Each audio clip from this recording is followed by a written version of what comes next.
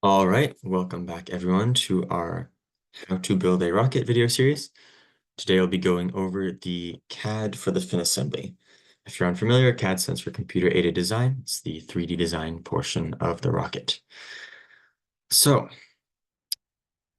as a reminder, a fin assembly is this portion here that holds the motor. If you already know how to do CAD, if you've already designed a bunch of stuff in Onshape, SolidWorks, whatever, please do speed through this video or look through the slides. There's some key important dimensions on there that can help. But if not, you're welcome to try out other tutorials just to get familiar with the software, but have a look through here to learn how to make rocket-specific CAD. All right, so again, we're on step 2. This assumes that you have an open rocket design already done. So I do have an open rocket design over here. It's the example from the last video with some very slight modifications. And we will be looking at that today. Now, just remember, the goal of the fin assembly is to hold the motor in place. The motor is hot and exerts a lot of force. At the end of the motor burn, after a delay, it fires an ejection charge at the top of the motor, which sends hot gas through the body tube and pushes the parachute and nose cone out the front of the rocket. The reason we can't have holes in the bottom is so that those gases don't go backwards, preventing your nose cone from deploying. You can use any CAD software you want, but I highly recommend using Onshape because it's a lot easier for us to check your software and fix things if you need to fix anything or adjust anything. And again, for manufacturing, we'll be designing our fin assembly today to be laser cut. But if you really want to design it for another form of manufacturing, you can. Just know that it's more expensive and harder to manufacture in those other ways. A note on units. Sorry for all the text on this slide, but I use millimeters throughout this presentation. I know there's other places where I use inches. I'm very sorry for that, any confusion that may cause. Any key dimensions in this presentation, please use the significant figures that are included. This is usually because the dimensions have been converted over from the imperial system. It's not perfect. It's not a great system overall to use, but in this case, it works well to use millimeters for the purposes of our CAD. Please set your Onshape workspace units to millimeters. This will help you check your model against the presentation. It'll make the numbers look okay. I'll show you guys how to do that in a second. And again, just want to point this out here. If your open rocket units are in inches, when you're inputting the number into the CAD, you can just type the number and then IN right after it, and it'll change your number to inches automatically. Always be careful with unit conversions. Unit conversions do everything from destroy rockets to cause Mars landers to crash. So lots of potential for error there. So just keep an eye on that. All right. General simple fin assembly design. We have our fins here. These fins are cut out of the same piece of wood as this vertical section here. Call that a vertical support. You can call it whatever you want. The main point is that holds these centering rings in place, which are these circles with the holes in them in the middle. And what those do is they hold the motor. So the motor slides in through the center of this structure and is held aligned directly in the center of the rocket with these rings. The outside of these rings is what holds the fin assembly aligned in the body tube. The bottom, the thrust plate, is where the motor pushes up on. So there's a little lip on the motor casing, and that lip pushes directly up on the thrust plate. Let me see if I can find a picture of that. So I found a picture of it, and this little thing here, this black plastic piece, is called the aft closure. And if you'll notice, the diameter is bigger than the aluminum motor casing itself. So what will happen is this section here will slide into the rocket, and this section here will essentially press up against that bottom ring there. And that's how the thrust will go into this assembly here. And then from there, it'll go straight into the body tube walls. Now the final part here is the top ring. The top ring will have an eye bolt in it. That's kind of like a screw with a big metal loop in it, and that's where we tie the parachute on, so that when the parachute deploys and opens up, the string that's holding the parachute on is securely mounted inside the rocket, and everything comes down in one assembly. Now, just as a reminder, this is the simplest and easiest design. There are other designs you can make. Actually, the cover photo on here is using a double fin sandwich design, which I encourage you to try if you want to try your hand at more complicated CAD. But if not, if you're just starting out, this is the simplest, easiest, and overall most reliable way to set up your fin assembly. So a note on how Onshape works. If you've never done CAD before, 3D design, it can be very confusing. It was to me when I first learned it. The overall way it works is you make a sketch or a drawing of some sort in 2 dimensions.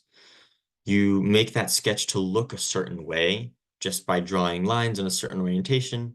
You basically draw shapes, and then you make those shapes fixed based on dimensions that you add. So if you have a circle, you just make it, say the radius is 5 millimeters. It's a very simple example, but you kind of get the idea. So you make a sketch, you draw shapes, you make those shapes to be a set size. So you set the angle, set everything you need. And then once you have that finished dimensioned sketch, you lift that up into 3 dimensions to create a 3D part. And then you can also do the opposite where you sketch and then lift that sketch through a part to create a whole. Those are the main operations we'll be focusing on in this presentation.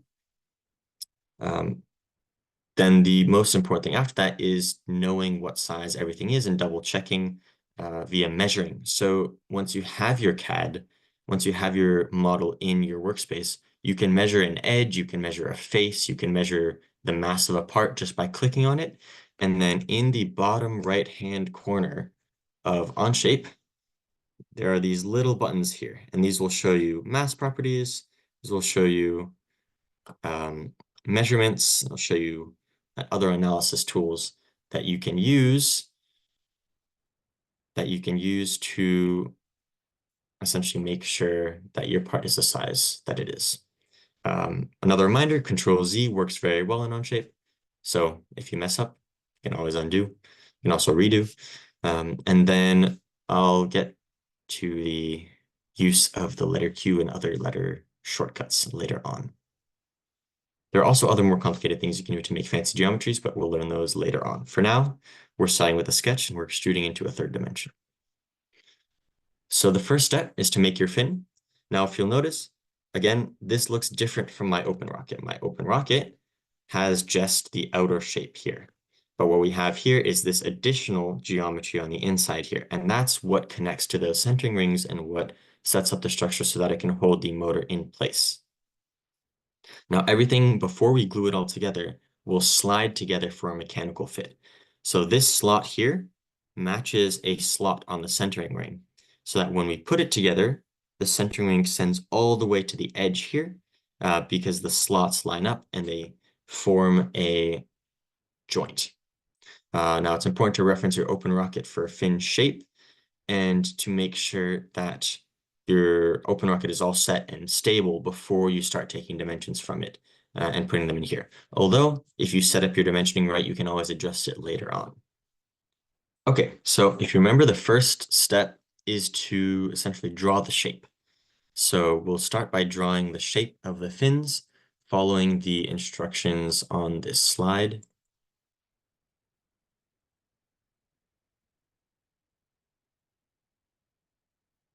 And I'll just go over to Onshape right real quick. So we're over on Onshape. We'll start with our example trapezoidal fin. I'll do an elliptical example in a second. And we're just going to start by creating a sketch. And then we're going to make the very rough shape of our fin. So I'll have a rectangle. I'll add some lines. I want it to look kind of the way my fin looks in Open Rocket, but the dimensions don't need to be accurate.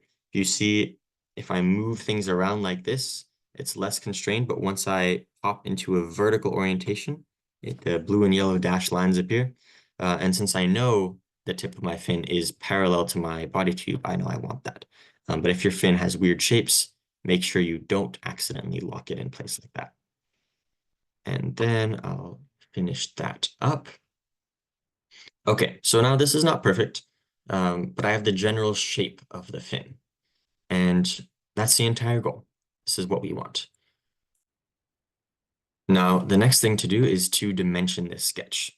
And what that'll do is that'll take these blue lines, which I show you here, can drag them around anywhere. You can really mess up the sketch easily and constrain them into one fixed place, which you can then just enter different numbers if you need and adjust it in a lot more organized manner.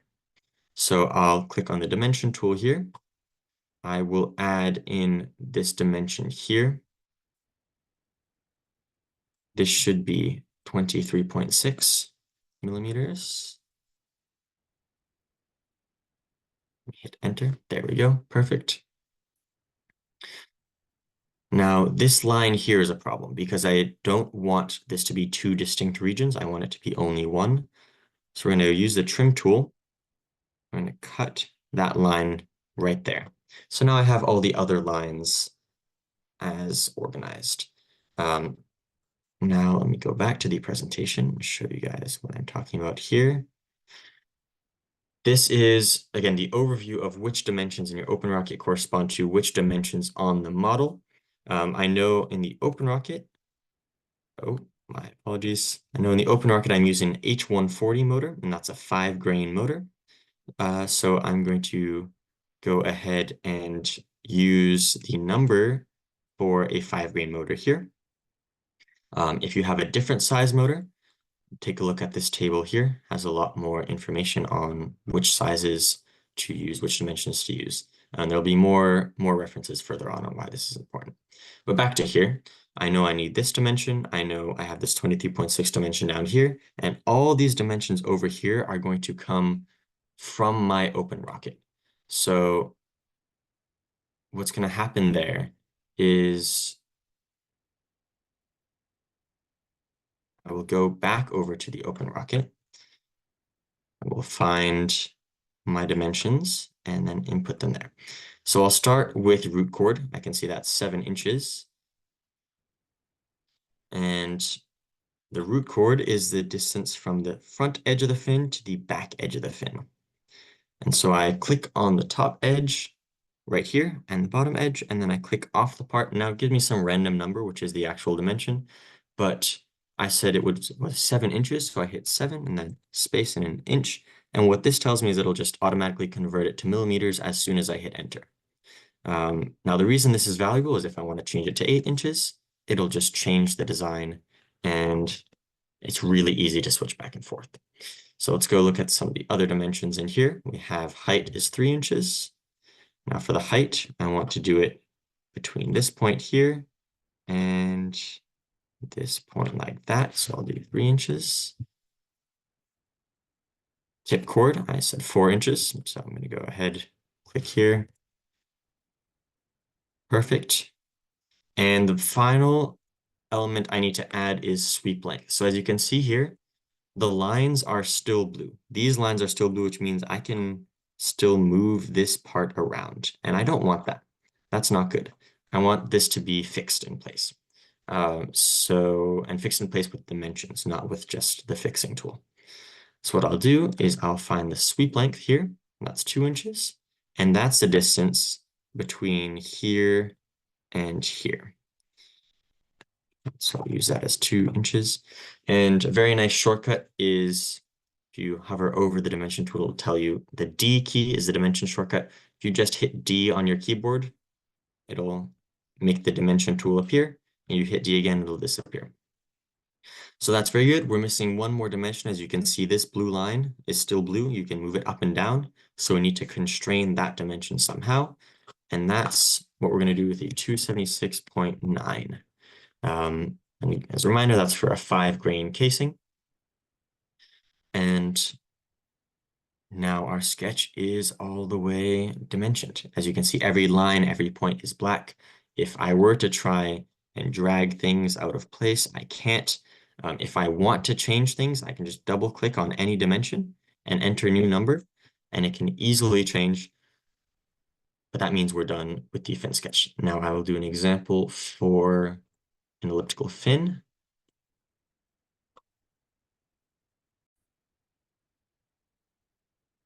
Okay, so now we're going to do an example for an elliptical fin. We'll start off much the same way. Click on a plane, click on Start Sketch. We'll put our rectangle in here. Again, we want to snap it to the origin.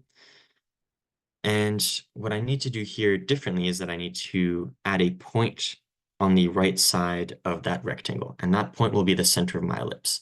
So my ellipse is already up here, but if you haven't used the ellipse tool before, it might be hidden here under center point circle. So you see the circle, you click the down arrow next to it, and then ellipse should appear right there. So what I'll do is I'll click first on the point right there. That's going to be the center of my ellipse. I'll click on the bottom right corner of the rectangle. And that's going to be another key point on my ellipse. And then I'll click somewhere off here and kind of guess where I want it to be. Now, one more thing that I'll do is I'll add another point right there at the top of the ellipse. You can see that little symbol with the ellipse and the points pop up. That's exactly where I want it.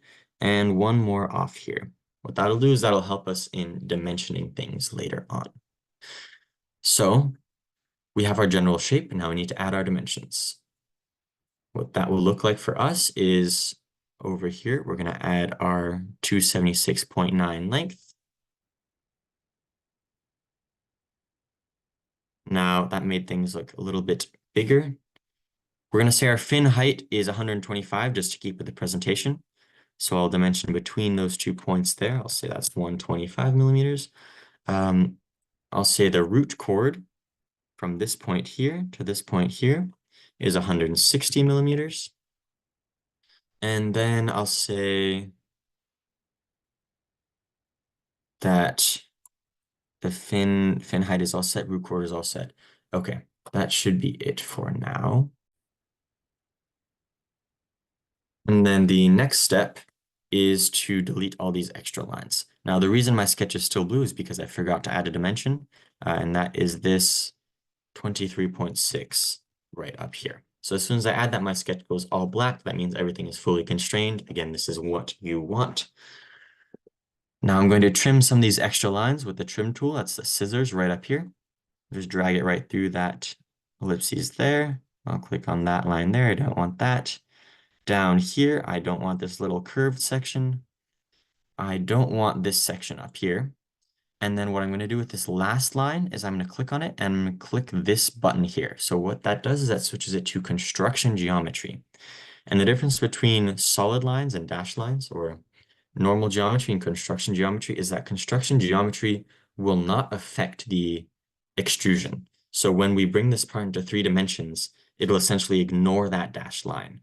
But when it's dimensioning the part and constraining how everything is shaped and how big everything is, the fact that that line's still there means that we know this 160 is set. We know this 125 is set. If I go ahead and delete that just as an example, then everything turns blue again and I can drag things out of the way, and we don't want that.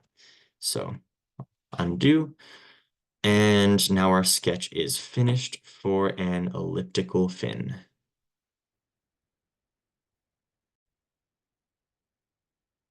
Now, quick note on dimensioning. I know I have said this multiple times before, but dimensioning is super, super duper important. It allows you to fix any mistakes. It allows you to make changes really quickly, and allows everything to be organized and set where it's supposed to be and repeatable.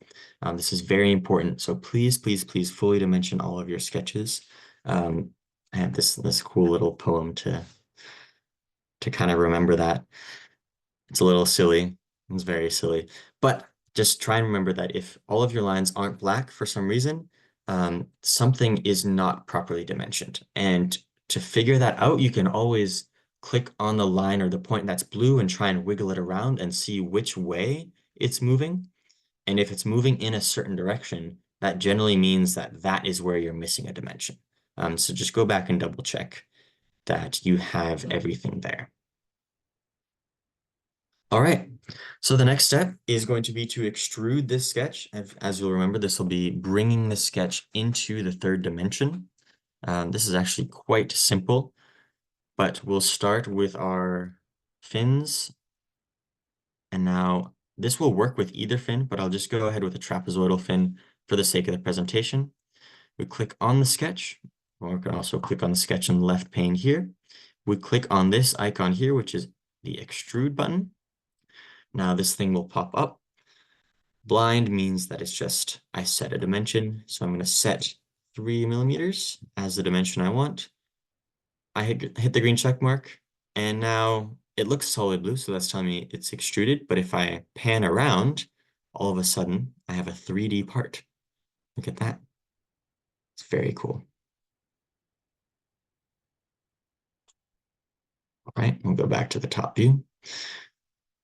So the next step on here is going to be to make the bottom slot. So the bottom slot, you'll remember, is this little cutout down here. That's where we'll mount the thrust plate. And I have the dimensions here for that sketch. So I'll go ahead and we'll make a sketch on the top surface of this part. We'll do that. Click on the top surface, click sketch, and I'll use a rectangle tool. And what I'll make sure to do is have one corner of the rectangle on this edge here. And I'll sort of just draw the rectangle and then I'll dimension it. This time I'm just using the keyboard shortcut. So I hit D on my keyboard, dimension tool pops up, boom. Isn't that amazing? I love this so much. I'll enter my 11.8. I want this to be 6 millimeters. And then I want this to be 5 millimeters away from the bottom. And now my sketch is black. That is fantastic. I'm going to drag this dimension up here so I can just show it on screen a little bit better. But that's perfect. So the next thing that I need to do once I'm done with the sketch is to extrude cut. So if you remember when we extruded the last sketch, it brought it up into 3 dimensions. What we're doing is a similar thing, but we're taking this drawing and we're kind of pushing it through the part and making a cutout of that shape. So I'll click on the sketch. I'll click extrude again. And instead, I'm just going to click remove. So as soon as I click remove, it should go all the way through. And now good CAD practice would be changing this blind to through all, and that means that no matter how thick your part is, it'll always cut through. But honestly, for this part, either works. So I'll hit the green check mark, and that's that for the bottom slot. So now we're going to repeat a similar thing for the top slot. Dimensions are in the presentation. Let me bring them up on screen here. We'll go with these dimensions. Again, it's a 6 millimeter slot. It's 11.8 millimeters deep.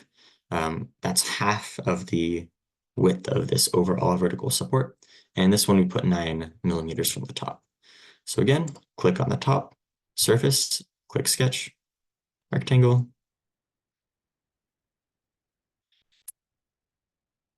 I'm going to dimension this to 11.8. Said this is going to be 6. And this distance here is going to be 9. And now if you'll notice, I was dimensioning by clicking on the lines themselves instead of the corners. Dimensioning based on the corners will also work as long as your lines have already been constrained to be horizontal. But if for some reason your lines haven't been constrained to be horizontals, and if you don't see that little horizontal symbol there, the perpendicular symbol there or whatnot, setting this dimension will make it a lot easier. And if you try and set the dimension between 2 lines and they're not parallel, it'll give you an angle and it'll let you know you need to fix something. So click the green check mark. I'm going to extrude this. Again, we're going to remove. We're going to remove through all. And now we're done. So now we have a bottom slot and a top slot. And it's exactly where we want to be.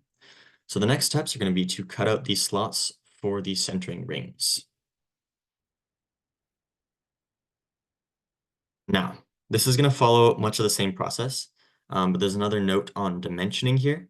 So because the motors are different lengths, they can be 3 grain, 4 grain, 5 grain, or 6 grain, we'll need different numbers of centering rings. For this thing up here, it says N-2 centering rings for an N-grain motor. That means that if you have a 5-grain motor like I do, I will need N-2. So 5 minus 2 is 3 centering rings. Hopefully that's not too advanced math. I know I will definitely mess that up now. Hallmark of a good engineer is an inability to do arithmetic. Anyways, the important dimensions here are the number of centering rings, which you'll need in the next step, and then this dimension here, which is kind of the distance, the rough distance between the centering rings. Now, if you want to have this be exact, there are ways to have this be completely perfect, but for our purposes, we have these dimensions already set. So we'll go back to table 1, and in this table, you have a 3-grain motor, or you have the motor name here. I straight up just give you the purple dimension. I call this purple dimension because it's the one circled in purple, but hopefully the links let you move back and forth relatively easily. And again, this has the casing lengths as if you need those as well. But we have a 5-grain motor, so we're going to go across here and we see, oh, I need 61.23 millimeters there. And so I'm going to use those dimensions to make another sketch. So again, all dimensions here, that'll be 11.8. Now, good CAD practice dictates that you pull this off of the part so you can see it more easily. But again, that is not necessarily required. This is a 3 millimeter thick slot, so it's half as thick as the other ones. And I've clicked on that line and I've clicked on this line here to get this dimension here. So I said 61.23. And there we go. That is our sketch. So now again, if I decide, oh wait, I'm doing a 4-grain motor, I can double click on this and enter the number for a 4-grain motor, which I'll be honest, I don't remember, but it's something else. Say it was 70. Boom, done. But that's not what we have, so we're going to switch it back. Just a reminder of how useful dimensions are in adjusting and changing your design as you go. So I'll extrude that sketch. Again, click on the sketch, click extrude, remove through all, and done. So now we have 1 slot in the middle and 2 slots on the end. What we're going to do now is we're going to pattern this slot up here so we don't need to keep making sketches. We could certainly keep making sketches and cut out every single sketch, but that gets tedious and it's not efficient. And then if we want to adjust the dimension of this sketch, we'd have to adjust the dimensions of all of them. But what linear patterning will let us do is we can then play around with this single slot, with the single positioning, and we can play around with the number of patterns all in one fell swoop, essentially. So what we'll do is we will go ahead and find the linear pattern tool that is up here. Click on linear pattern. And now this is not going to be a part pattern, it's going to be a feature pattern because we're patterning that extruded cut, and that is a feature.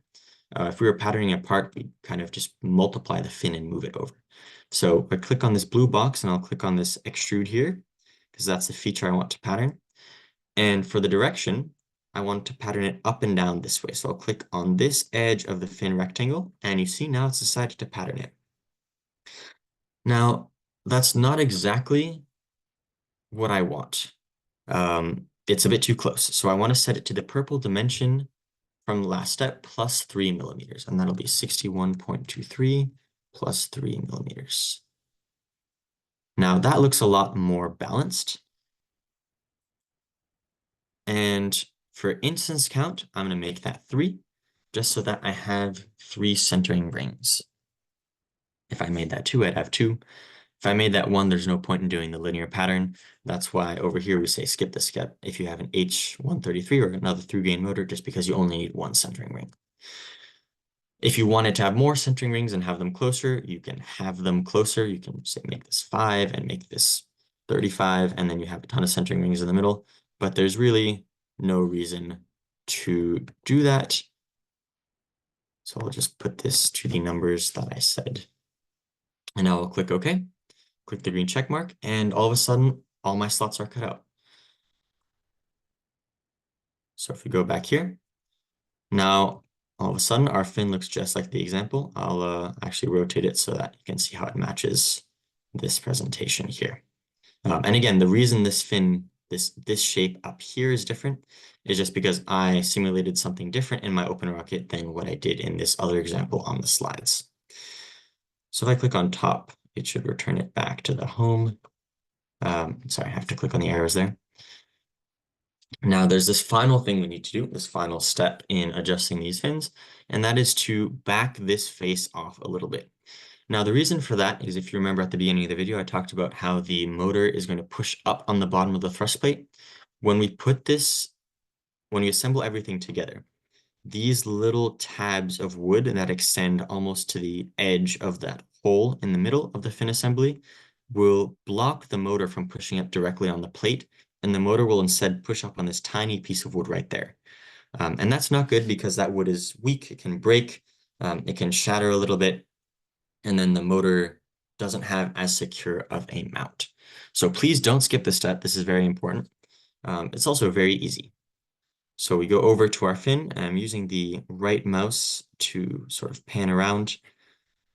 I click on that face, I click extrude, I want to remove, and I want to remove it for 5 millimeters, and that's it. It's as simple as that. Onshape has this fantastic feature where you can click on a face and extrude that face directly, and that makes things so much simpler and easier. So now my fin is done. Now I just want to double check everything. Again, fin is the right thickness. Centering ring slots are 3 millimeters. All slots are 11.8 millimeters along their long side. Bottom slot looks like the one on the right, and my fin dimensions match my open rocket. So how do I check that, you may ask? Well, I just click on a line, and immediately down in the right-hand corner, it tells me. I click on this line here, that'll tell me the distance between the two slots. I click on this line here, that tells me the depth of the slots. 11.8, that's what we want. Now, I just realized I forgot to show you guys how to change your units. So to change your units, you click on this triple line here, go to workspace units, and then you can change your unit here. So please change that to millimeters if you haven't already. I do apologize for not doing that at the beginning of the video. But yeah, now you have a fin. Now it's time for the next step.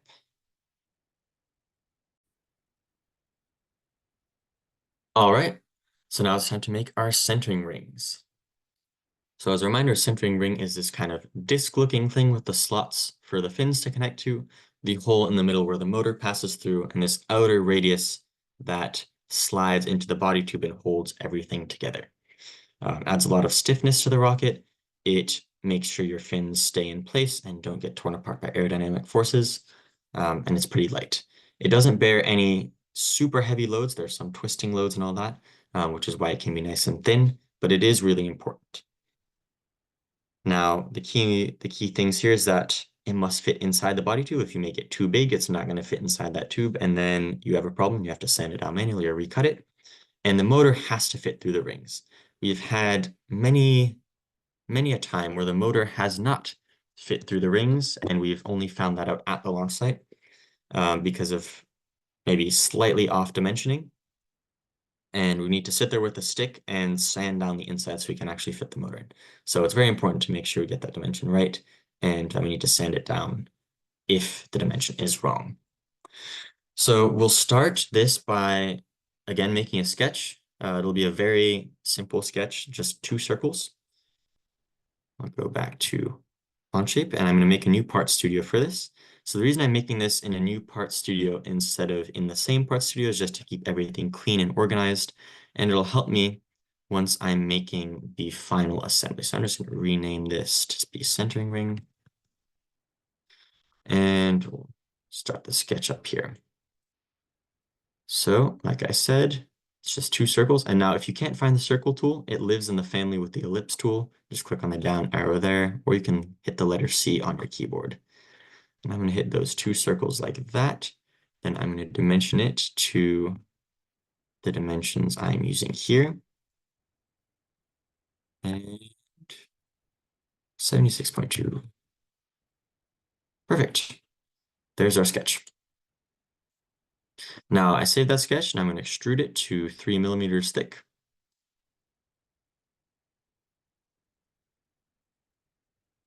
And there we go. Now the next step is to make the centering ring slot.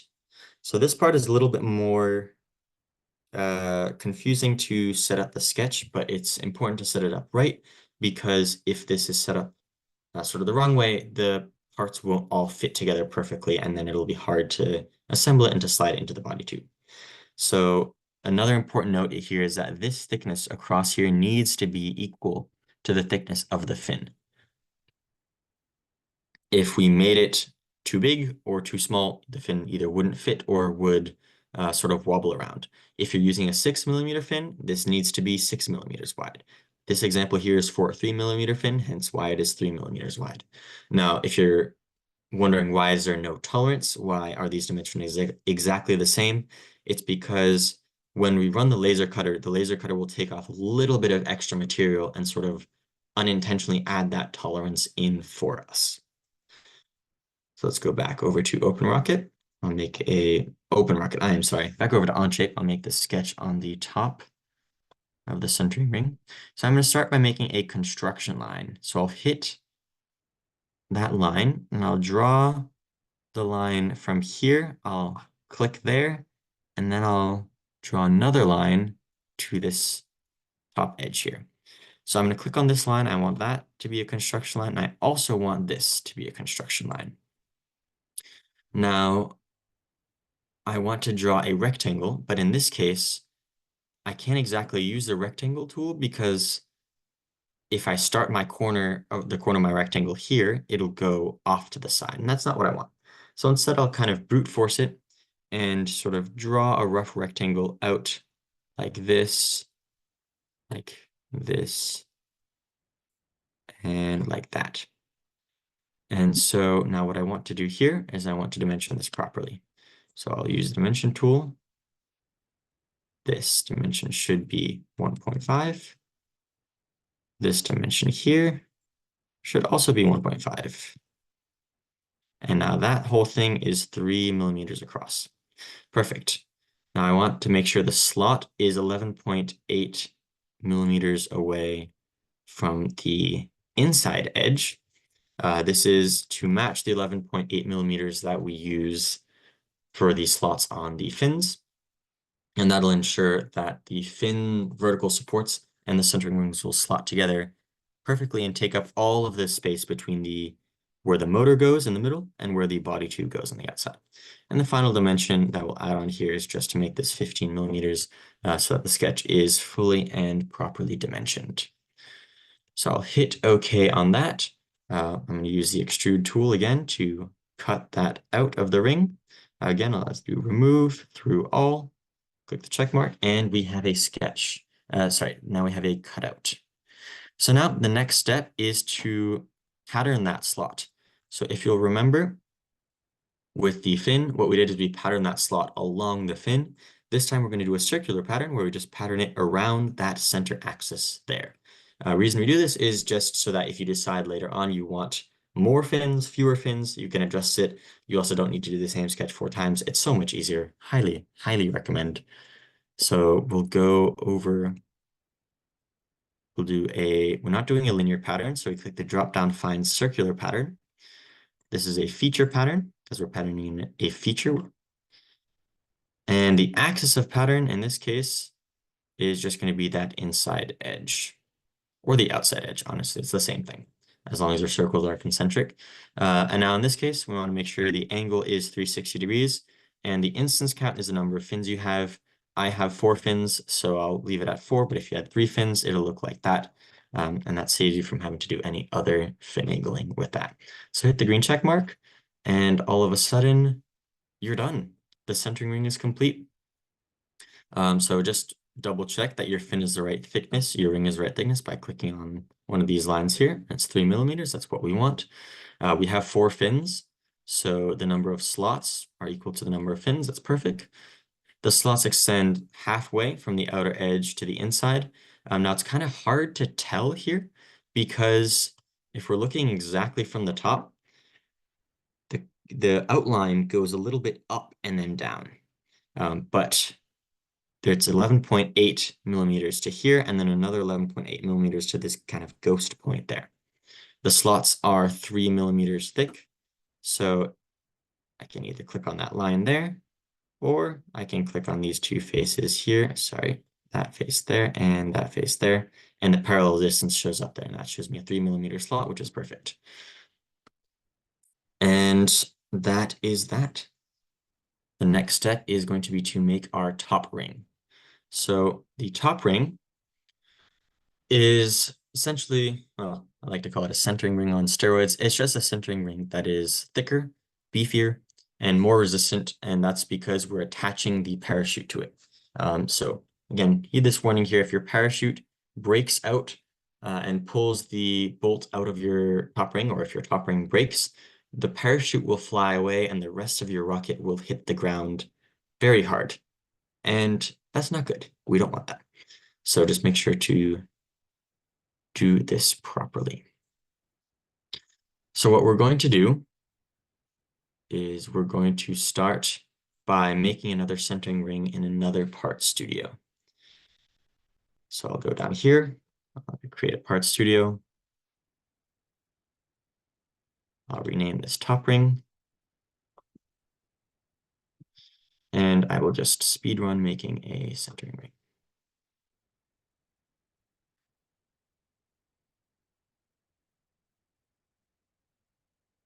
This is exactly the same as what we did last time. You use the exact same dimensions. You could honestly make it in the same part studio and copy it,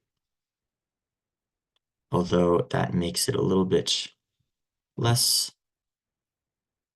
organized and a little bit less easy to then put into the assembly. So we'll go here again.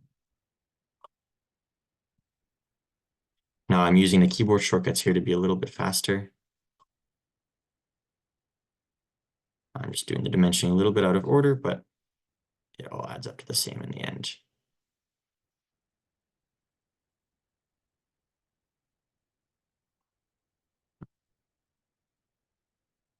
Done here. Again, it's going to be 1.5 on either side. Come on. There we go. 1.5 here. And 15. And perfect. I'll extrude that, and then we'll circular pattern that.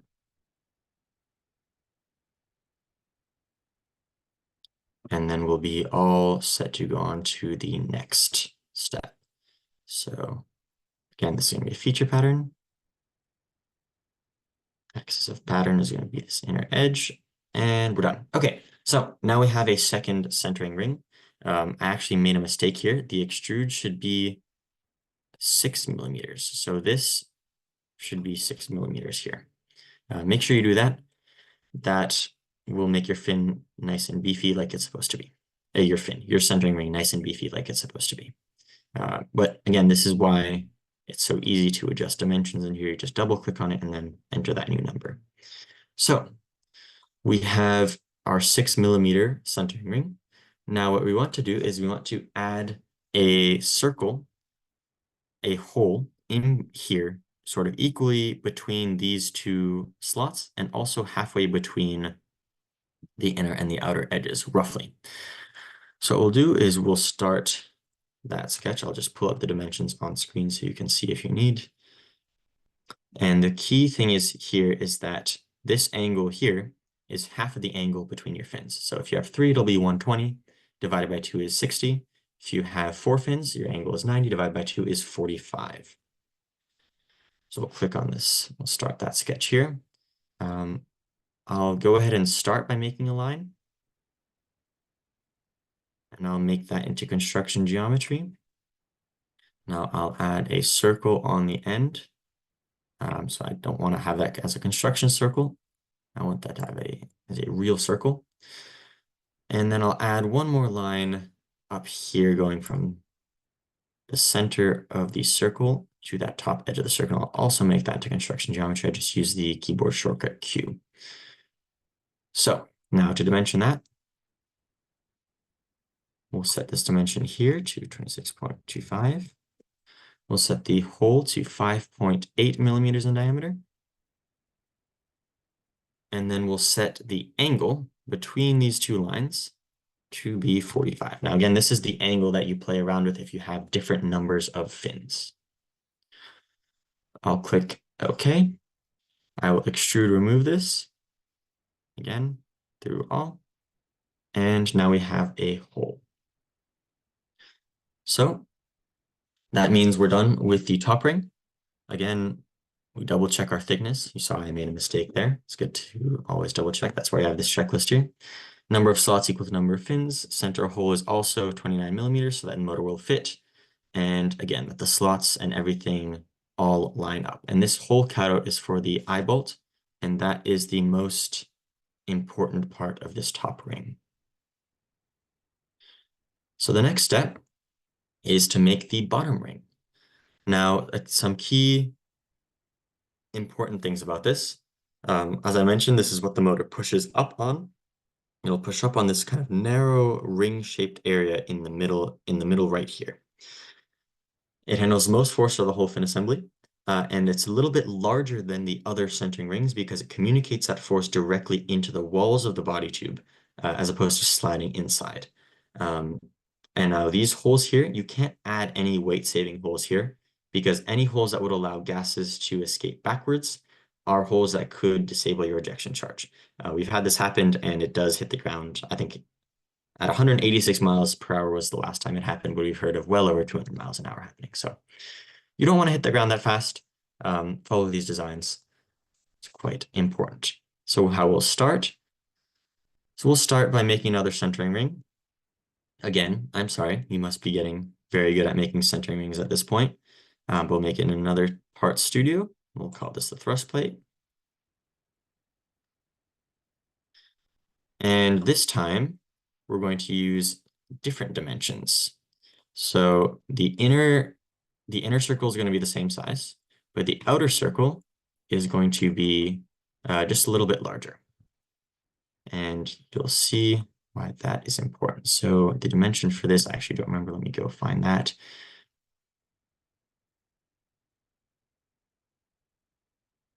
.74 millimeters. So there we go. I'll go ahead. I'm going to extrude that to 6 millimeters this time. I won't make that same mistake twice. And I'm going to cut out the slots like I did before. So again, can you click up there? Or you can also, doing the construction geometry, you can always toggle back and forth. So if you accidentally set something as a construction line, fear not, there's plenty of ways to fix it. So again, my fins are 3 millimeters thick, which is why I'm setting these dimensions to 1.5 millimeter each, because 1.5 times 2 is 3. Quick maths. And this is 11.8, and this here is 15. Okay, we have our slots. Hopefully that's not tedious, and by now you know what I'm doing, and you can just skip through this section. Oh, sorry. Do not want another sketch. I want to extrude, remove this. So we'll remove, again, through all. And then we're going to circular pattern, feature pattern, extrude to, axis of pattern, inner circle, boom, done. There we go, 4 slots. Okay, perfect. Now we need to make this other sketch that we're talking about here to sort of add these holes in. It's kind of similar to that sketch we did for the top ring, except the hole is a lot smaller and it's positioned at a very important dimension away. So this is so that it interfaces with our motor retention ring. We have our own custom design for this. We just make a bunch of them, bring them to every launch. And by setting this dimension properly, you'll have that essentially pre-measured. So we'll go ahead, we'll create a sketch on here. I'm going to do a similar strategy to what I did last time. Just draw that out there. I'll add a circle. I don't want a construction, I want a real circle. And now I'll dimension this like I showed in the picture. So 28.25.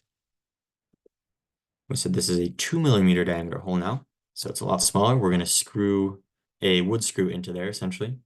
And we want this to be 45 degrees away.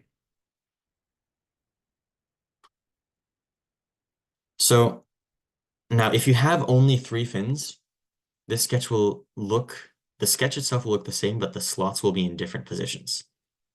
It's okay if these holes are not exactly in the same spot.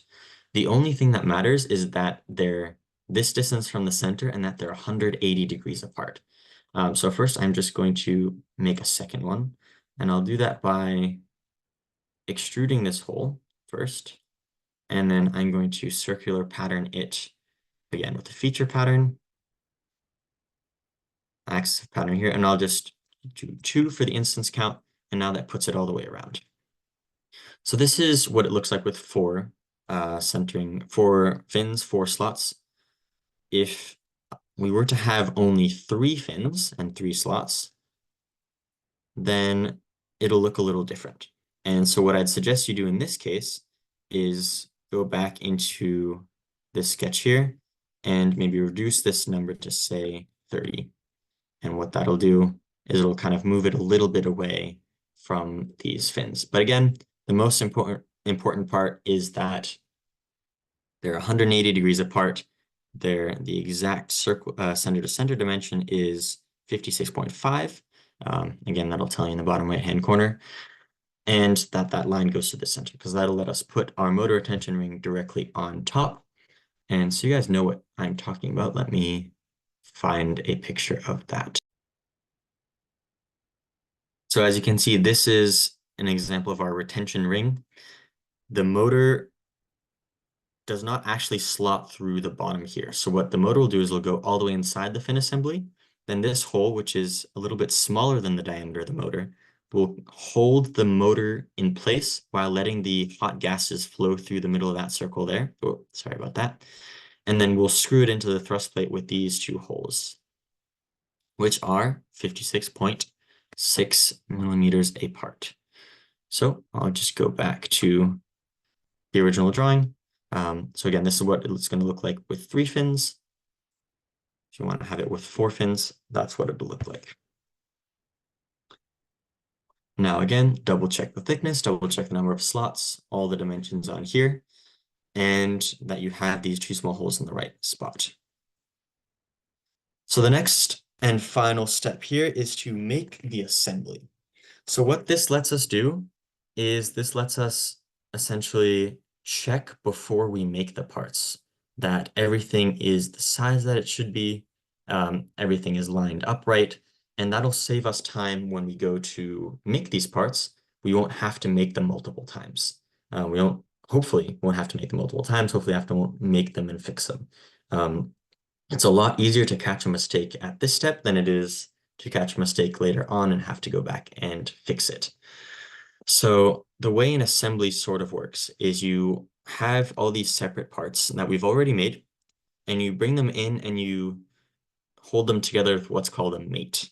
And a mate is kind of just a set of physical constraints that allows your part to move or not move only in certain directions. The other benefit is that it also looks really cool. It's great for a portfolio, and it can let you think through how you're going to assemble your real life designs if for some reason your real life designs are more complicated than the one we're going to use today. So we're going to go back to Onshape. We're going to go into our assembly, or you can click on the bottom left icon here and click on Create Assembly, but I already have an assembly here, so I'll just use that. Now in the top left, we'll insert our part. Start with a fin. And I'll just click there. And I'm going to add just a couple centering rings in here so I have some stuff. Oh, I don't mean to add that. Let me delete that one. I'll delete it later. Here. Okay, so I only want one of these fins. And so where we're going to start is I have this fin here. I'm going to choose a random slot, and I'm going to mate this face there with this matching face here. And so what that'll do is that will force those parts to be together and kind of help the centering ring get its bearings. And when you're hovering over on the face, make sure this little circle appears right in the middle. If it appears there, then that means your mate connector is there and can do weird things. So I'll click the green check mark up here. And oh no, that's not exactly what I want. So I'll double click on this and play around essentially with these loops until it looks kind of the way I want. So this is showing me that it's at a 90-degree angle. That's what I want, but I don't want the centering going through the fin. So I'll flip the mate direction. And what that'll do is now I have my centering ring slotted all the way into my fin, just like I want. Now, it can be tough to decide which way to flip and rotate these things, but it takes a little bit of patience, but eventually you'll figure it out. So I'll do the same thing with this centering ring here. I'll pop that in here. That one looked like it worked right off the bat, so I'll click solve, and I'll do one more of these.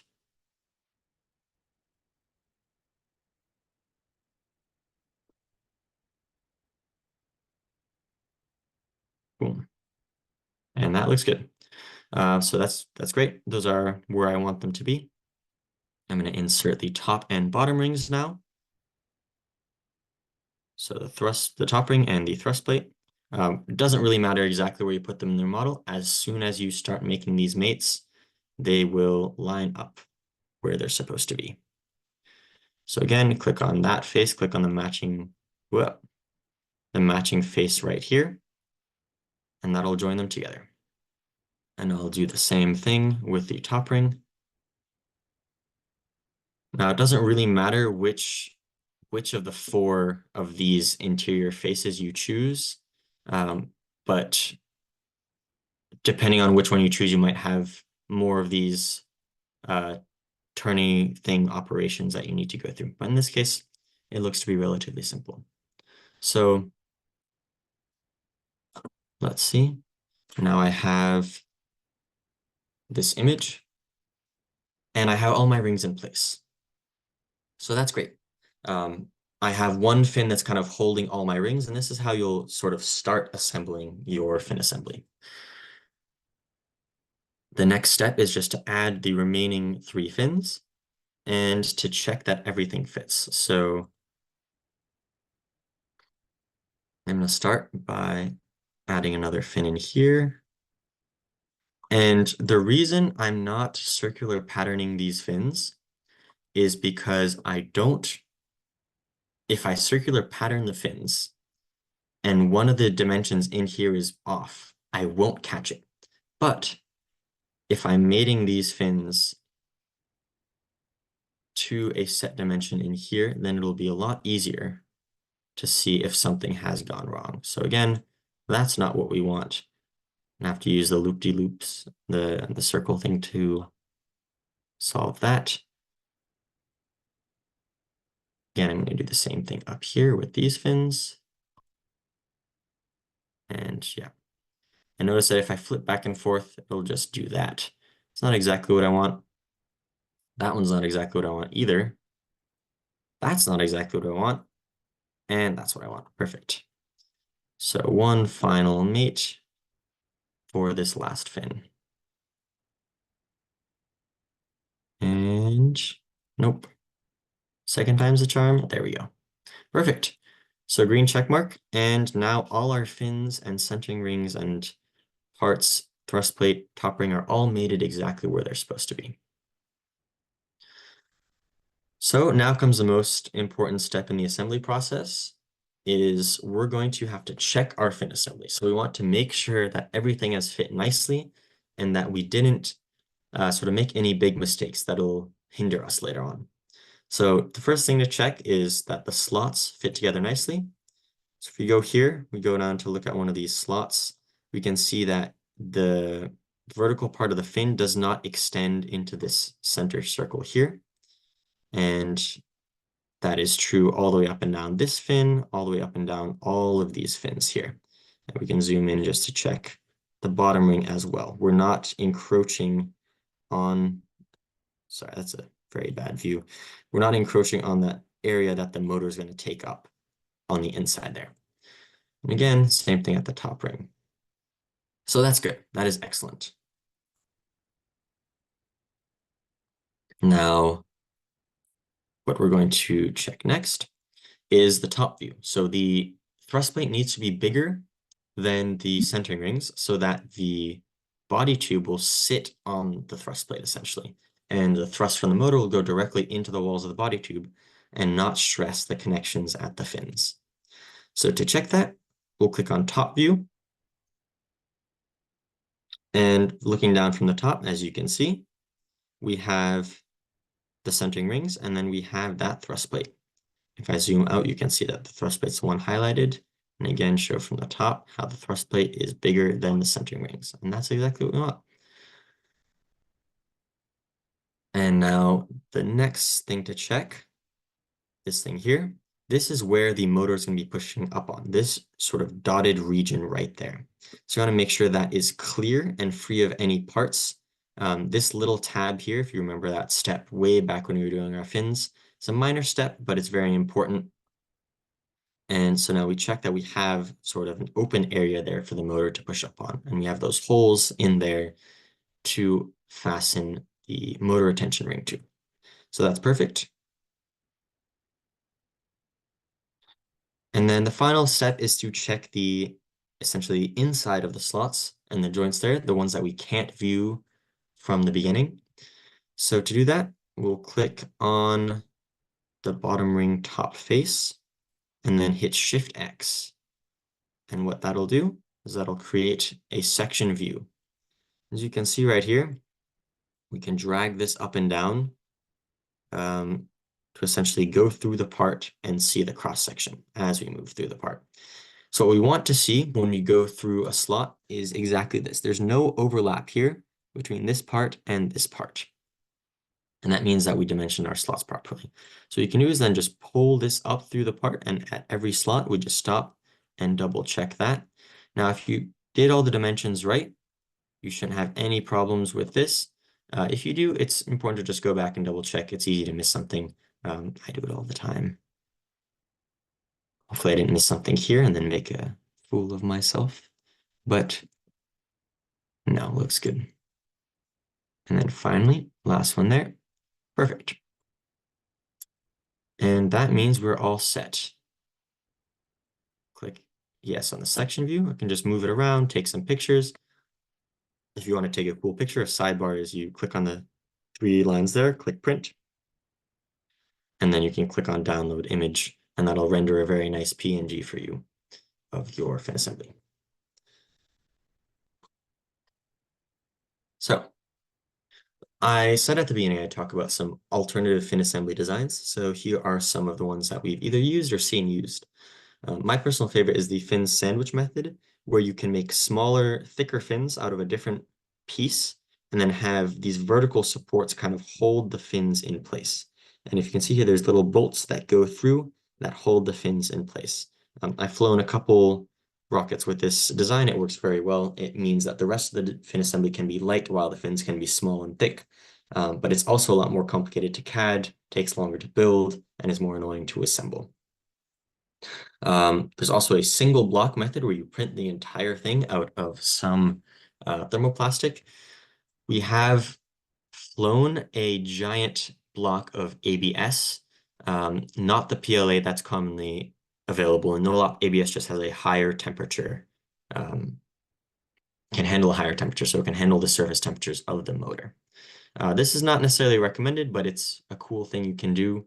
Again, laser cutting is the most efficient way. And then finally, there's this design on the right, which is used a lot in hobby rocketry. It's called the motor mount tube method.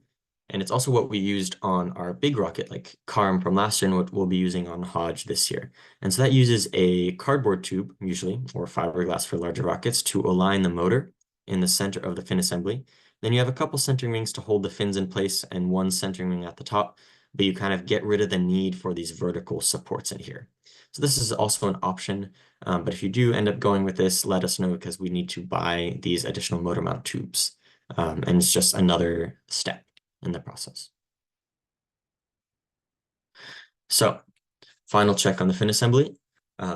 Make sure you've done step 5.2. That's checking all the parts in your actual assembly step. Make sure you have the right number of fins. Make sure the fins are the right dimensions. They have holes in the right places for the centering rings. Make sure they're the right thickness everywhere. Make sure everything matches your open rocket.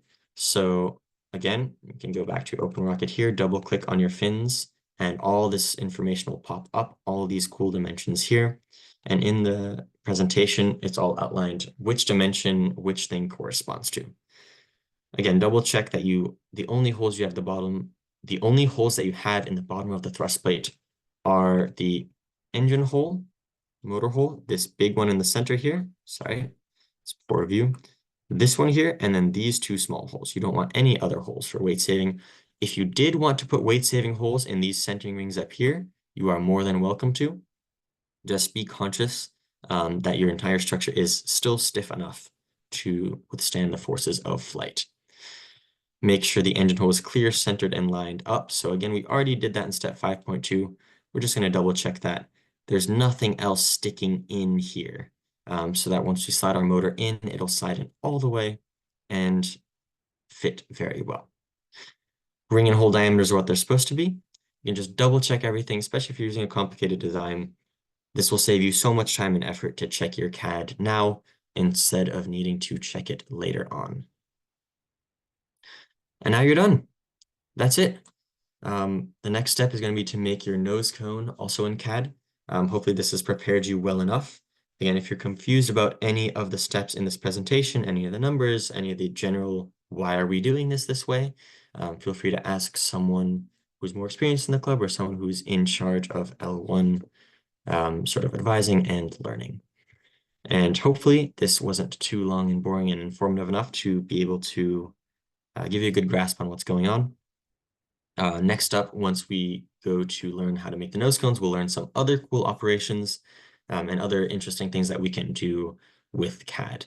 But I'd, again, highly encourage you to check out some Onshape tutorials just on YouTube. Online, I know Onshape themselves have some very valuable tutorials to make you more familiar with the software if this was sort of a lot or too much for you or too confusing.